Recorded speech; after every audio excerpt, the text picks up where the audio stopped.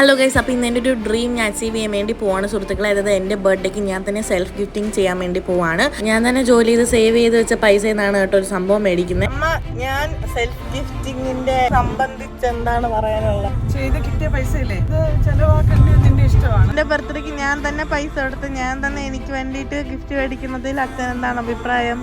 നീ തന്നെ ആരെയും ബുദ്ധിമുട്ടിക്കാതെ നിനക്ക് ആവശ്യമുള്ള പൈസ നീ ചെലവാക്കുന്നത് നല്ല കാര്യം. Proud of U.